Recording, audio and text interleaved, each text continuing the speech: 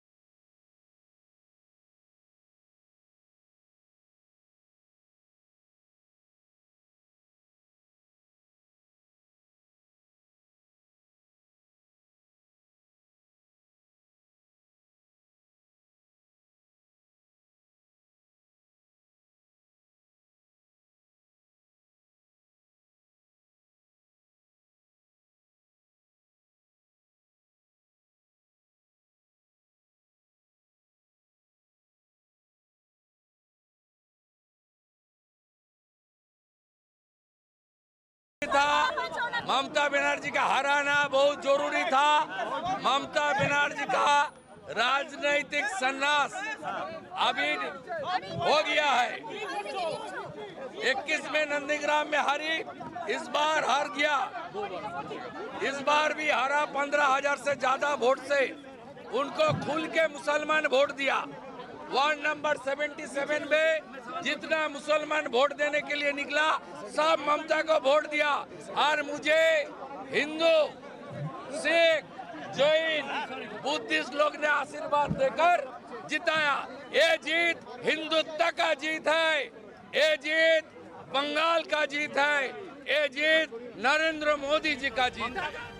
शुभेंदु अधिकारी ने ऐतिहासिक जीत का श्रेय राजस्थान से आई टीम को दिया। उन्होंने कहा कि भवानीपुर की पटकथा राजस्थान से आई टीम ने लिखी। इस जीत के केंद्र में रहे राजेंद्र राठौड़ और उनकी टीम, जिनकी दूरदृष्टि और रणनीति ने असंभव को संभव बना दिया। ये सिर्फ चुनावी सफलता नहीं, बल्कि इतिहास का वो क्षण है जहां राजेंद्र राठौड़ का नाम सुनहरे अक्षरों में दर्ज हो गया। इस जीत में गुरवीर सिंह बराड़, छगन सिंह राजपुरोहित, पवन दुग्गल, सुभाष मील, रवि नैयर, सुनील छाबड़ा, सोमकांत शर्मा और वेद गुर्जर जैसे नेताओं की मेहनत भी शामिल रही। भवानीपुर में बूथ स्तर पर पकड़, कार्यकर्ताओं का जोश और जनता का विश्वास सब कुछ समेटे राठौड़ ने दिखा दिया कि असली ताकत जनता से जुड़ाव में है। ये जीत सिर्फ बंगाल की नहीं, बल्कि बीजेपी के लिए नया अध्याय है और इस अध्याय के नायक हैं राजेंद्र राठौड़। सुशांत पारीक के साथ ब्यूरो रिपोर्ट, एनडीटीवी राजस्थान। तो पश्चिम बंगाल में ये असाधारण जीत क्यों मानी जा रही है, इसको जरा समझने की कोशिश करते हैं। और पश्चिम बंगाल में मिली इस जीत के पीछे राजस्थान कनेक्शन क्या है? आपके मन में भी सवाल होगा कि भाई पश्चिम बंगाल में जीत मिली है, लेकिन इसके पीछे राजस्थान कनेक्शन क्या है? इस बात को समझते हैं, क्योंकि एक अच्छी खासी टीम राजस्थान से भी गई थी कैंपेनिंग करने के लिए। वहां पर एक लंबे समय तक काम किया और उसका नतीजा ये रहा कि ग्राउंड पर कार्यकर्ताओं को जोड़ा गया और उसका असर परिणामों में दिखाई दिया है। अब जरा सबसे पहले इस चर्चा को आगे बढ़ाते हुए आज के खास मेहमानों से आपको मिलवा देते हैं। हमारे साथ सबसे पहले आपको बताएं, कांग्रेस पार्टी से प्रवक्ता इस बीच डॉक्टर प्रदीप जी हमारे साथ कार्यक्रम में जुड़ गए हैं। प्रदीप जी, बहुत स्वागत है आपका एनडीटीवी पर। प्रदीप चतुर्वेदी जी हमारे साथ हैं। साथ ही हमारे साथ एसपी मित्तल जी, राजनीतिक विश्लेषक, कार्यक्रम में जुड़ चुके हैं। मित्तल सर, बहुत स्वागत है आपका एनडीटीवी पर। और मेरा पहला सवाल मित्तल सर आपसे कि पश्चिम बंगाल में हुई इस ऐतिहासिक जीत को लेकर राजस्थान कनेक्शन भी सामने आया है और इसमें यह भी माना जा रहा है, खास करके हाई प्रोफाइल सीट भवानीपुर, जिसमें माना गया कि यह ममता बनर्जी का गढ़ है उस गढ़ में सेंधमारी के पीछे राजस्थान की वो टीम काम कर रही थी जिन्होंने लंबे समय तक वहां पर काम किया, महीनों तक वहां पर डेरा डाले रखा। कई चुनौतियां थी, हमारे साथ बातचीत भी हुई थी। कैलाश चौधरी साहब भी बता रहे थे कि भाई वहां पर अगर भारतीय जनता पार्टी का झंडा लेकर के भी निकल रहे हैं तो वहां पर टारगेट कर दिया जाता था। घरों से निकलना, कार्यकर्ताओं के बीच में डर, वोटर्स के मन में खौफ, ये सब कुछ चीजें थी चुनौती के तौर पर। लेकिन इस सब को स्वीकार किया और आगे ये जीत तक का जो सफर था वो तय किया है। देखिए शुभेंदु, भवानीपुर जहाँ क्या नाम से ममता बनर्जी मुख्यमंत्री खुद वहां से उम्मीदवार थी टीएमसी की, उस अपनी हार से कितनी विचलित है इसका मैं आपको अभी अभी का उदाहरण देता हूं कि उन्होंने हाल ही में एक प्रेस कॉन्फ्रेंस की है और उस प्रेस कॉन्फ्रेंस में कहा है कि वो मुख्यमंत्री पद से इस्तीफा नहीं देंगी। मतलब उनके ऊपर उनकी हार का कितना असर है इसका अंदाजा लगाया जा सकता है कि क्या नाम से जब हारी नहीं हूं, हराई गई हार हो हूं। गई है आपकी। हाँ, वो कह रही है, वो दावा कर रही है इस बात का, वो दावा कर रही है इस बात का कि मुझे हराया गया, जबरन मुझे हराया गया है, मैं हारी नहीं हूं।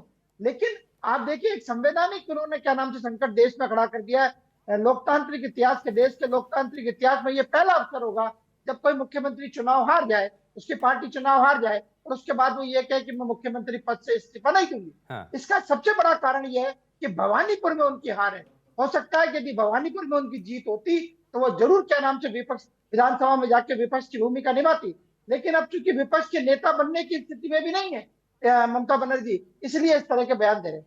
अब जो आपने कहा कि राजस्थान कनेक्शन, देखिए इसमें कोई दो राय नहीं कि पूरे पश्चिम बंगाल का चुनाव एक तरफ था और भवानीपुर का चुनाव एक तरफ था। और राजस्थान के लिए एक अच्छी बात है, राजस्थान के लोगों के लिए अच्छी बात है कि इस भवानीपुर चुनाव की जो देख रेख बारीकी से निगरानी कर रहे थे वो राजस्थान में क्या नाम से पूर्व मंत्री रहे और प्रतिपक्ष के नेता रहे राजेंद्र राठौड़, वो उनके पास पूरी कमान थी।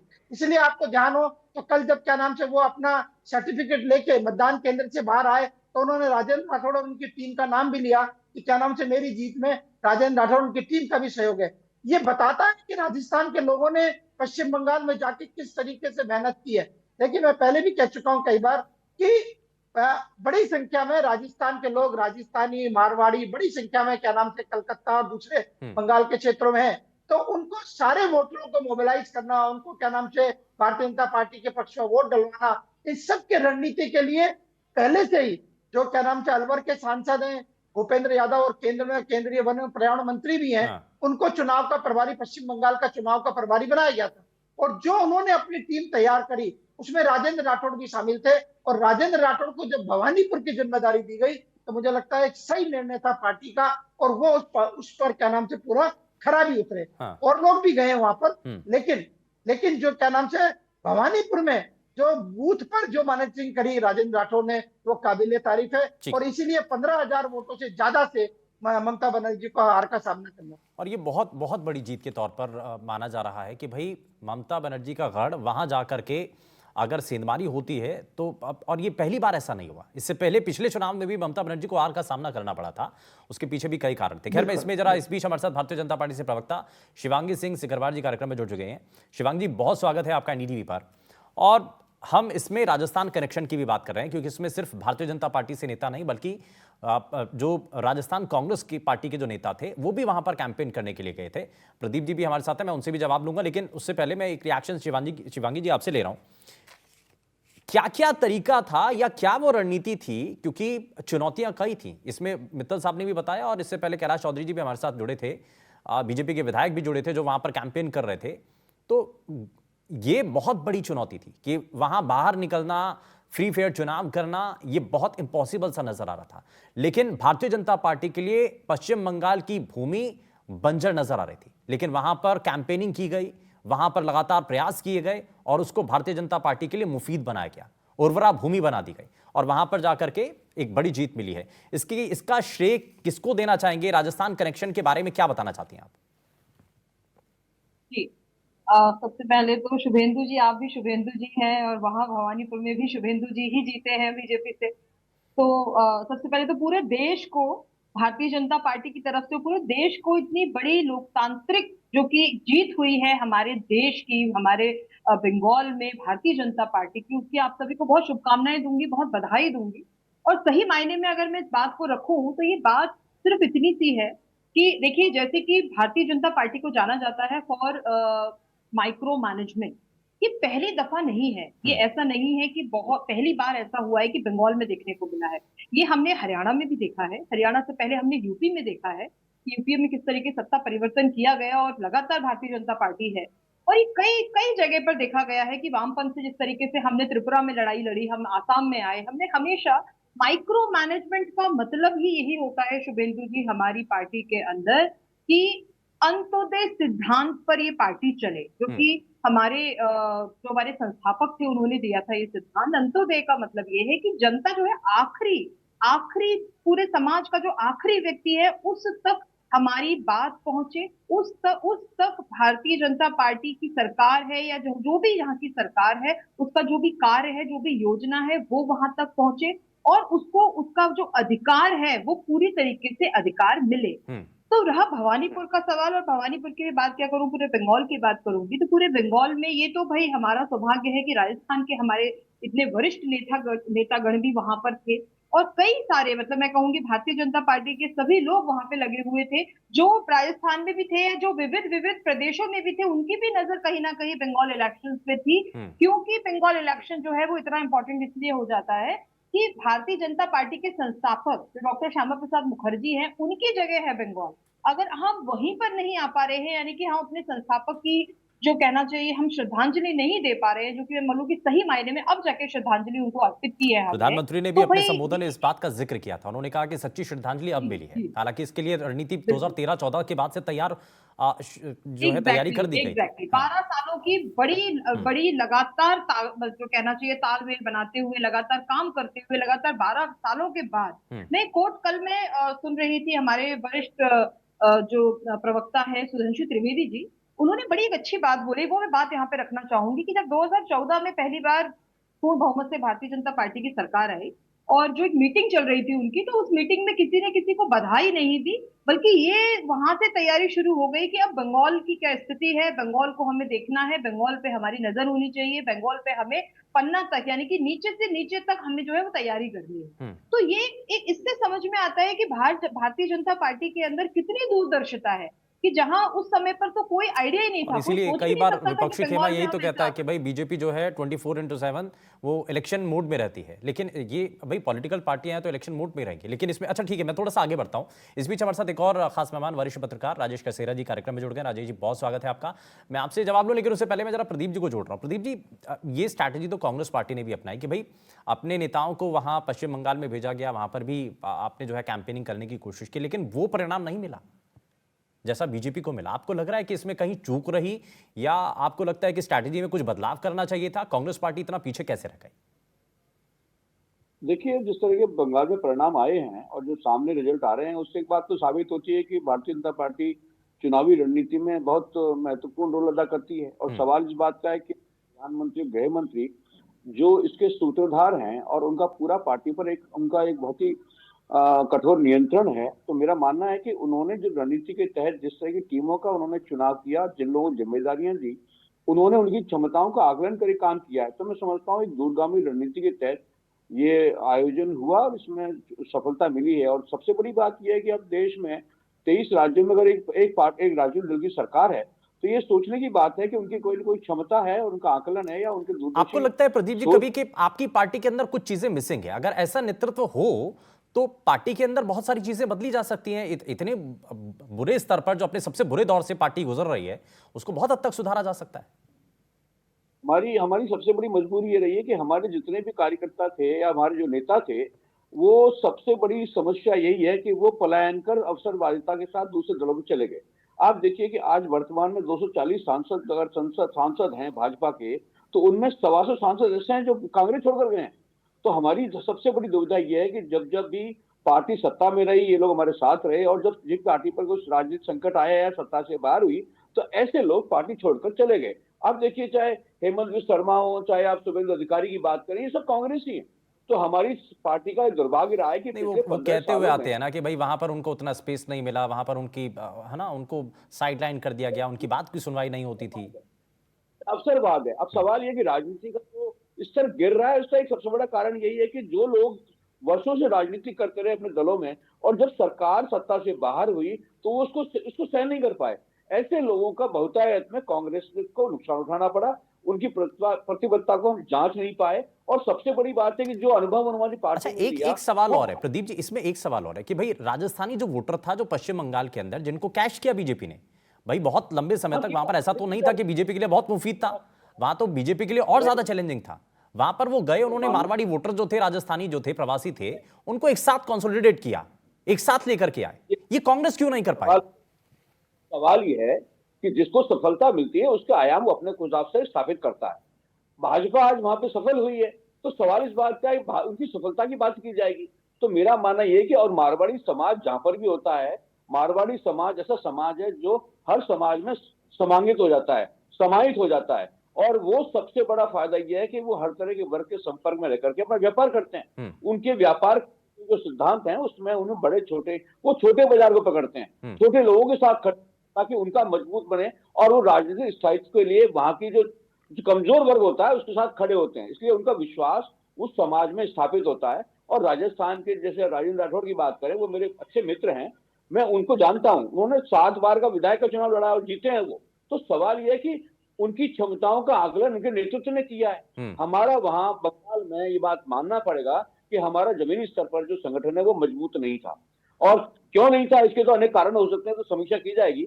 लेकिन भारतीय जनता पार्टी ने अपने सक्षम नेतृत्व ने उन लोगों को चुन करके वहां लगाया, मारवाड़ियों को सहयोग लिया, और मारवाड़ियों के माध्यम से वहां पर एक अभूतपूर्व सफलता प्राप्त की है, इसके लिए वो बधाई के पात्र हैं। लेकिन सवाल यह है कि हमारी बात है, अगर संगठन कमजोर है और हमारी नीतियां भी उस पर नहीं, और दूसरी बात यह है कि भारतीय जनता पार्टी ने जिस तरह का रणनीतिक खेल खेला महिला आरक्षण को लेकर के, हालांकि महिला आरक्षण को देना नहीं था, पर सवाल है कि उन्होंने इस तरह से इस बात को प्रचार किया कि कांग्रेस या विपक्षी दलों ने महिला आरक्षण का विरोध किया है। इसको उनको ऐसे करने में उनको मीडिया को सहयोग मिला, उनको लोगों धारणाओं स्थापित करने में सहयोग मिला, और जिस तरह से उनका एक जो अभियान चलता है उसमें उन्होंने महिलाओं को ये बात समझाने की कोशिश की कि हमने आपको देने का कांग्रेस पार्टी नहीं दिया ना। अगर ऐसा नहीं करते और प्रधानमंत्री जब खुले मन से वहां पर बोल रहे थे कि भाई ये क्रेडिट आप सारा ले लीजिए, है ना। शिवांगी जी को इसमें जरा जोड़ रहा हूं, उसके बाद राजेश जी आपके पास आता हूं। हाँ, नहीं तो ये नैरेटिव की लड़ाई थी ना, इसमें तो आप बहुत पीछे रह गए। 2023 में सभी दलों ने सर्वसम्मति से इसको बहुमत दिया और पास किया था। सरकार ने इसे लागू नहीं किया। नहीं तो संशोधन के भाई उसमें अगर इम्प्लीमेंटेशन आना था तो आप ठीक है, वो आपका राजनीतिक विषय है। अच्छा, शिवांगी जी कुछ कहना चाह रही हैं? शिवांगी मैं कांग्रेस के प्रवक्ता महोदय जी को भी बताना चाहूंगी, और लेना था जी विपक्षी दलों ने इसका विरोध किया है। ठीक है शिवांगी जी। मैं शुभेंदु जी आपको भी बताना चाहती हूँ कि इस समय बंगाल में एक बड़ा चर्चित नाम भी रहा टीएमसी का सयाली घोष जी। तो उनके एक इंटरव्यू को मैं देख रही थी, तो उनके इंटरव्यू में बड़ी उन्होंने एक अच्छी चीज बोली कि उन्होंने भारतीय जनता पार्टी के लिए तो बोला कि इनका मैनेजमेंट की तो मैं देख सकती हूँ कि इनका मैनेजमेंट अच्छा है, टीएमसी तो है ही मैनेजमेंट, हमारा तो है ही बूथ लेवल तक, लेकिन भारतीय जनता पार्टी भी लगातार कोशिश कर रही है, अच्छा है। लेकिन जब उनसे पूछा गया कि आपका कांग्रेस को लेकर क्या सवाल है, मतलब कांग्रेस कैसी स्थिति में है, तो उन्होंने बड़ा एक अच्छा जवाब दिया। मैं वो अभी जो आप प्रश्न कर रहे थे, मैं उनका प्रश्न उत्तर मैं बताना चाहती हूँ कि उन्होंने बोला कि कांग्रेस की स्थिति है कि लास्ट में कि अब इलेक्शन आ गए हैं तो 1 घंटे पहले जाग जाओ, एक रात पहले जागो कि अच्छा बंगाल में भी इलेक्शन है, चलो बंगाल में भी इलेक्शन लड़ना है। तो ये जो जागने की स्थिति है ना, वो कांग्रेस की बड़ी बुरी है। और मैं आपको बताना चाहती हूँ, अब आप देखिए चुनावी परिणाम चल रहे हैं, सबकी निगाहें नतीजों पर है, वरिष्ठ नेता घूमने चले गए हैं, सवाल उठते हैं, दूसरे पॉलिटिकल पार्टियों के नेता आवाज उठा रहे हैं, पूछ रहे हैं कि भाई कहाँ है नेताजी, कहाँ है नेताजी। तो मैं चतुर्वेदी जी आपको भी कहना चाहूंगी कि आप ऊपर इस बात को पहुंचाइए कि जागे थोड़ा जल्दी और घूमे थोड़ा कम। और रहा सवाल सुमेंद्र जी, आपने एक और प्रश्न किया था, एक बार रिपीट करेंगे, क्या प्रश्न था आपका? मैं यही जानना चाह रहा था कि भाई इसके पीछे जैसे राजेंद्र राठौर और पूरी फौज लगी हुई थी, है ना, इसमें सबसे बड़ा चैलेंज इसमें क्या था? सबसे बड़ा चैलेंज में सबसे बड़ा चैलेंज था कि जो टीएमसी जो इतने समय से है, क्योंकि थोड़ा बहुत समय नहीं होता, 15 साल लगातार 8 बार मुख्यमंत्री रही है ममता बनर्जी, और एक बहुत वामपंथ को खत्म करके, करीबन 34 साल के वामपंथ को खत्म करके वो स्थापित हुई है। तो कोई भी ऐसी सरकार हो, उसमें पेनिट्रेशन करना किसी के लिए भी बहुत कठिन होता है। देखिए हमारी तैयारी 2011 में, 2000 फिर उसके बाद इलेक्शन 2016 में हमारी 3 सीट आई, फिर 2021 में हम 77 पे आए बड़ी मुश्किल से, अब जाके जो है हमारी स्थिति बनी है। तो इसका ये तो कहीं ठीक है। पर भी नहीं है कि अचानक से हो गया, ये ये सतत चमत्कार हो प्रयास थे, गया। लगातार हाँ, ये कोशिश थी, हारे एग्जैक्टली नहीं, ये निराश नहीं लगातार हुए, कोशिश। लगातार प्रयास करते रहे जी। और इसका नतीजा 2026 में आकर के बीजेपी को मिला है। मैं इसमें जरा राजेश कसेरा जी कई को भी जोड़ रहा हूं। राजेश जी, इसका हम एक और पहलू भी देख रहे हैं कि भाई आप देखिए, राजस्थान बीजेपी के नेता जाकर के अगर कैंपेन करते हैं पश्चिम बंगाल में, वो वहां के वोटर्स को अपने पक्ष में कर लेते हैं, है ना भाई। वो बताते हैं कि राजस्थान की नीति भी है। आप देखिए कि हमारी सरकार सत्ता में आई, ईआरसीपी को लेकर के हमने बड़ा फैसला लिया, भ्रष्टाचार को लेकर के हम लगातार कार्रवाई कर रहे हैं, है ना, डेवलपमेंट और खास करके इंडस्ट्रीज को हम बढ़ावा दे रहे हैं। तो वहां के लोगों ने इस पॉलिसीज को समझा, उन्होंने समझा कि भाई पश्चिम बंगाल के अंदर भी अगर डबल इंजन की सरकार बनेगी तो इसका फायदा पश्चिम बंगाल के लोगों को भी मिलेगा। यही कोशिश कांग्रेस पार्टी के नेताओं ने भी की होगी, लेकिन उनकी बात पर भरोसा नहीं हुआ। इसके पीछे वजह क्या, और इसका वापस से राजस्थान पर इंपैक्ट क्या पड़ेगा, राजस्थान कांग्रेस के नेताओं के ऊपर? बिल्कुल शुभेंदु, देखिए मुझे ही मौका मिला कि मैंने बंगाल के इलेक्शंस को 2 बार कवरेज किया, तो मैं वहाँ लगभग मैंने 100 से 150 कॉन्स्टिट्यूंसीज को वहाँ पे कवर किया है। वहाँ के जो हालात है उससे भी मैं पूरी तरह से वाकिफ हूँ। लेकिन अभी जो आपने 2-3 सवाल किए, उसमें सबसे महत्वपूर्ण तो आपने भी बताया है और हमारे दूसरे वक्ताओं ने भी बताया कि जिस तरह का मैनेजमेंट चुनाव से, केवल ऐसा नहीं कि विधानसभा चुनाव घोषित हुए तब से, तकरीबन 1.5 साल से तो मैं देख रहा हूँ कि वहां पर भारतीय जनता पार्टी किस तरह से पूरी ताकत के साथ तैयारी कर रही है। चाहे वो नरेंद्र मोदी की फुटबॉल को लेकर एक कप कराया उन्होंने, या वहां पर अलग अलग तरह के बूथ पर लोगों को जोड़ने का काम किया हो, ये संकल्प पत्र, घोषणाएं तो सब चुनाव के दौरान की चीजें। लेकिन 1.5 साल पहले से हम देख रहे हैं किस कदर माइक्रो मैनेजमेंट के लेवल पर वहां तैयारी हो रही थी। और इस बात को जो है ममता बनर्जी और टीम से सरकार देख रही थी, पर वो भाप नहीं पा रही थी कि ये किस तरह से काम कर रहे हैं और आखिर इनका इसके पीछे मकसद क्या है। आप देखिए कि भारतीय जनता पार्टी ने सबसे बड़ा एंटी इनकम्बेंसी तो मानते हैं बड़ा फैक्टर है, लेकिन टीएमसी के जितने भी वहां पर भ्रष्टाचार के जो मामले थे उनके लिए बाकायदा एक चार्जशीट, आरोप पत्र बनाया और उसको तकरीबन 1.5 से 2 करोड़ लोगों तक पहुंचाने का वहां यहाँ के कार्यकर्ताओं ने और भाजपा से जुड़े हुए लोगों ने किया। तो ये तैयारी 1 दिन, 10 दिन, 15 दिन या 2 महीने की नहीं थी, 1.5 साल से तो मैं देख रहा हूँ कि वहां पर भारतीय जनता पार्टी किस शिद्दत के साथ सत्ता में जो है पहली बार आने के लिए इस तरह से कोशिश कर रही है। लेकिन आप देखिए उसके बाद हर एक फैक्टर को हम देखते हैं कि नरेंद्र मोदी ने किस तरह से वहां पर, प्रधानमंत्री ने सभाएं की, अमित शाह का इन्वॉल्वमेंट वहां गृह मंत्री का कितना रहा, और साथ साथ उन्होंने केवल राजस्थान ही नहीं, आप देखिए बंगाल के अंदर झारखंड, बिहार और आसपास की कई स्टेट्स के लोग हैं जो वहां पर प्रवासियों की संख्या बहुत बड़ी है। तकरीबन मैं जितना समझता हूँ 70 से 75 लाख वो लोग वहां पर प्रवासी हैं, जो उन सबको जोड़ने के लिए अलग अलग स्टेट से उन्होंने लोगों को बुलाया गया था। मारवाड़ी हमारे बहुत बड़ा समृद्ध समुदाय है, उनको जोड़ा और ऐसे लोगों को टिकट दिया जो जिनके बारे में एक और बड़ा पहलू भी है। उसमें सबसे पहले तो लोगों के मन से डर को निकाला गया, भय खत्म किया गया, ताकि लोग आए, कम से कम बाहर आए। और सेंट्रल फोर्सेस का आने का मतलब भी यही था कि भाई इस बात को सुनिश्चित करना कि इस बार बिना डर के, बिना भय के आप अपने वोट का इस्तेमाल कर सकते हैं। तो इसीलिए लोग भी आए, बढ़ चढ़ करके उन्होंने हिस्सा भी लिया। मैं इसमें जरा मित्तल सर को भी जोड़ रहा हूं। मित्तल सर, इसमें एक चीज और है भाई, विपक्ष ये कहता है कि बीजेपी की स्ट्रैटेजी बड़ी कामयाबी है, प्रदीप जी भी मान रहे हैं कि रणनीतिक तौर पर बीजेपी बहुत काम कर रही है, लेकिन उसके पीछे देखिए आप नेताओं का विजन क्या है। पश्चिम बंगाल का चुनाव चल रहा है, आप देखिए प्रधानमंत्री सिक्किम में जाकर के फुटबॉल खेलते हैं, एक बड़ा मैसेज है। बहुत सारे लोग कह रहे थे वहां जाकर के फुटबॉल खेल रहे हैं, साहब अगले इलेक्शन के लिए फिर से तैयारी हो गई उनकी। आप देखिए, अगर कल दिल्ली बीजेपी दफ्तर पर आप तस्वीरें जब सामने आ रही थी तो वहां पर कार्यकर्ताओं के बीच में मैसेज क्या था। नेता अलग मैसेज देंगे वो बात अलग है, लेकिन कार्यकर्ताओं के बीच में एक मैसेज था कि अगला जो हमारा जो तैयारी है वो पंजाब को लेकर के, कह रहे हैं यूपी तो हम जीत जाएंगे। पंजाब और यूपी, नहीं बिल्कुल शुभेंदु, जैसे अभी आपने खुद ने भी कहा कि क्या नाम से भारतीय जनता पार्टी जो है वो पूरे साल भर जो है चुनावी मूड में रहती है, और चूंकि राजनीतिक दल है उनको तैयारी भी करनी चाहिए। और इसीलिए देखिए पश्चिम बंगाल में किसी ने कल्पना नहीं की थी कि ममता बनर्जी को हराया जा सकता है। जिस तरीके से वहां पे भय का वातावरण था, लोग वोट नहीं डाल पाते थे। इससे पहले चाहे वामपंथियों की सरकार हो तब भी ऐसा ही हाल था, और उसके बाद में जब 15 साल से अभी क्या नाम, जब ममता बनर्जी की सरकार है तब भी यही हाल है, लोगों के वोट पहले ही डल जाते थे। तो ये सारे वातावरण को एक उस स्तर पर भी जाके लड़ाई ली, और दूसरा ये कि वोट डाले लोग, जो क्या नाम से भाजपा की विचारधारा के वोट है वो डल जाए, मतदान केंद्र तक आ जाए, इसकी भी क्या नाम से एक उन्होंने रणनीति बनाई। सुमेंद्र, मेरा ये मानना है कि जो भारतीय जनता पार्टी ने 5 संकल्प पत्र अपने उस टाइम घोषित किए, संकल्प पत्र के 5 जो बिंदु बनाए, उनकी भी देखिए बहुत बड़ा इंपैक्ट पड़ा है। सबसे बड़ा उन्होंने कहा कि पहली मंत्रिमंडल की बैठक के अंदर जो सीए जो है उसको लागू किया जाएगा।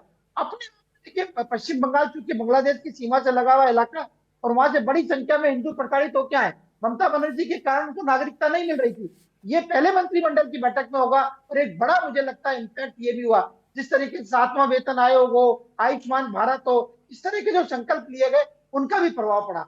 मैं शुभेंदु भी आपने जो कांग्रेस की बात की उसका मैं एक जरूर जवाब देना चाहूंगा। शायद क्या नाम से चतुर्वेदी जी उसको भूल गए। कांग्रेस के जो राजस्थान के लीडर है उन्होंने भी अपनी योग्यता दिखाई है, भले ही चाहे उनको क्या नाम से बंगाल में सफलता न हो, लेकिन केरल में सफलता मिली है। केरल के अंदर राजस्थान के पूर्व deputy CM Sachin Pilot senior observer, और वहां पे उन्होंने जो मेहनत की, लगातार हर जिले का दौरा किया, उम्मीदवारों के चयन में उनकी भूमिका रही, और क्या नाम से उन्होंने वहां जाकर अलग जो परिस्थितियां परिणाम भी थी दिए सर। वो देखिए सबके केरल सामने के है। अंदर पिनराई विजयन अगर मुख्यमंत्री फेस अगर बदल जाते तो शायद इतना बड़ा ड्रास्टिक चेंज वहां पर नहीं आता, लेकिन अगर यूडीएफ को इतना ज्यादा प्रमोट किया गया या वहां पर इतनी ज्यादा सीटें मिली तो उसके लिए खुद जिम्मेदार एलडीएफ ही है ना। वो खैर दूसरा विषय है, मैं उस पर मैं इसमें हाँ मैं इसमें थोड़ा सा शिवांगी जी को इसमें जरा जोड़ रहा हूँ। शिवांगी जी, इसमें 2-3 चीजें हैं भाई। इसमें कहा जाता है ना कि ताबूत में आखिरी कील ठोक दी गई, तो कैसे ठोकी गई उसको लेकर के कुछ जो पॉलिटिकल पंडित हैं वो बताते भी हैं। वो कहते हैं कि भाई ग्राउंड पर एक तो काम किया गया, सुनील बंसल साहब गए वहां पर, लंबे समय तक वहां पर रहे। कहते हैं कि वहां पर देवी पूजा के बाद से वो वहीं पर डटे हुए थे, कैंपेनिंग लगातार कर रहे थे। राजेंद्र राठौर साहब को वहां पर बड़ा जिम्मा दे दिया गया था, भूपेंद्र यादव साहब वहां पर टिके हुए थे। तो ये पूरी टीम थी, और उसके बाद में आखिर क्या किया, मुख्यमंत्री भजनलाल शर्मा एक बड़े चेहरे हैं, उनको वहां पर कैंपेन रोड शो के लिए भेज दिया गया, है ना। बड़े नेताओं को वहां पर भेज दिया गया जिसका बड़ा इंपैक्ट हुआ, और कार्यकर्ता और वहां पर जो लोग थे उनको लगा कि भैया देखिए राजस्थान में जब इस तरीके की तस्वीरें बन सकती हैं तो क्यों नहीं बंगाल के अंदर। जी देखिए, इसका एक इसमें इम्पोर्टेंट चीज ये भी है कि जब हमारी कोई भी ऐसी जगह से जब नेता जाते हैं, ऐसे राजस्थान से गए, तो अगर हम सीएम साहब की बात करें तो सीएम साहब एक ऐसा चेहरा है कि एक बिल्कुल आम कार्यकर्ता के रूप में जिन्होंने अपना पूरा राजनीतिक करियर देखा और उसके बाद वो सीएम बने, ऐसा व्यक्ति जब वहां पर जाता है तो लोगों के बीच में एक अलग मैसेज जाता है। और रहा सवाल आपने जो 3 लोगों के नाम लिए, बंसल साहब का तो रिकॉर्ड बहुत अच्छा है क्योंकि उन्होंने यूपी में पहले जब वो यूपी इलेक्शन था उन्होंने यूपी जिता के दिया है। भूपेंद्र यादव जी सभी को पता है, एक बहुत अच्छे कार्यकर्ता के रूप में आए हैं और बहुत अच्छा उनका मैनेजमेंट है, बहुत अच्छा काम है।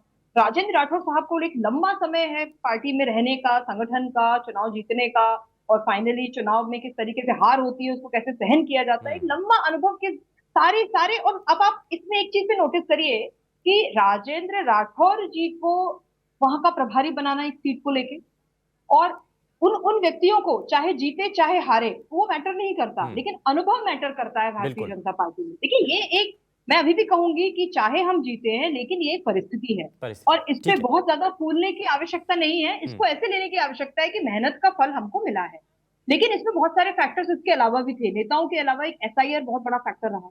एसआईआर के अलावा जो एक रहा घुसपैठिए, लगातार इतने घुसपैठिए हैं कि अब आप ही सोचिए कि हमारे घर के अंदर हमारा पड़ोसी आके बैठ जाए और वो सारी चीजें हमारे घर की यूज कर रहा है और हम कुछ नहीं बोल पाए तो कैसा लगता है। वही हमारे बंगाल का हाल था।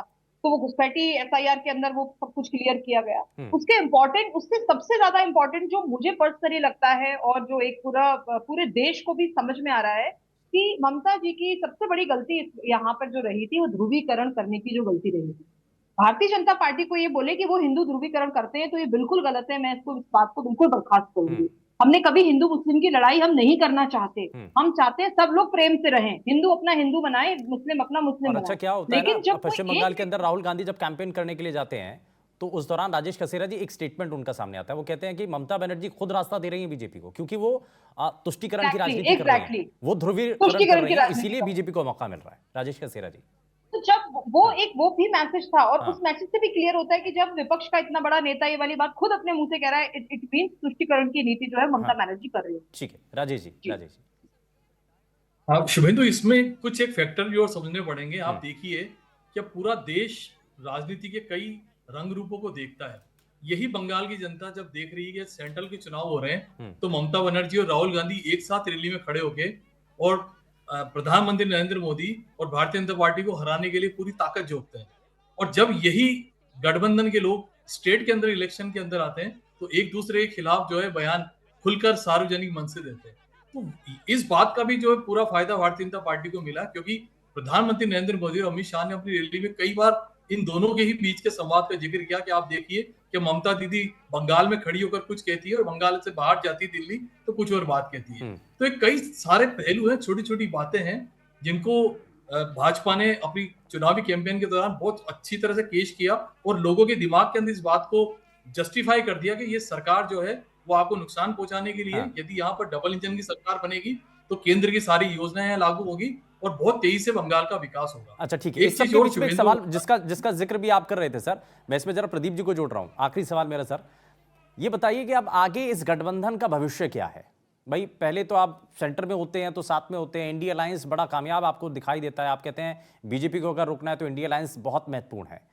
पश्चिम बंगाल का चुनाव होता है तो उसमें अलग आ जाते हैं, है ना, तो सामने सामने आ जाते हैं, आप कहते हैं कि ममता बनर्जी ठीक नहीं है, उन्होंने ठीक काम नहीं किया। अब उसके बाद क्या होगा, यानी कि अलायंस खत्म?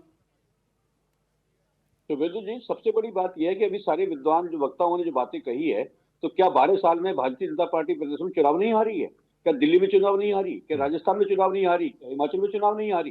पर सवाल यह कि जब आपने मिशन बना लिया कि बंगाल का चुनाव आपको जीतना है, तो आपने 3 लाख सैनिक वहां भेज करके पूरे चुनाव में एक हिंसा केस नहीं हुआ, लेकिन जैसे चुनाव संपन्न हुए तो पूर्व मुख्यमंत्री का बंगला जो फूंक दिया गया।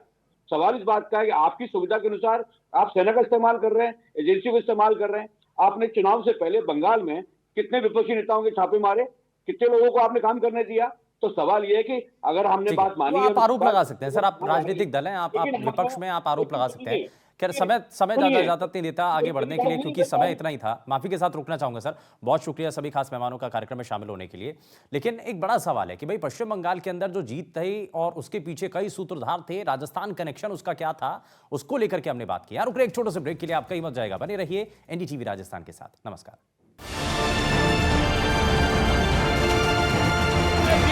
हिंदुत्व का जीत है।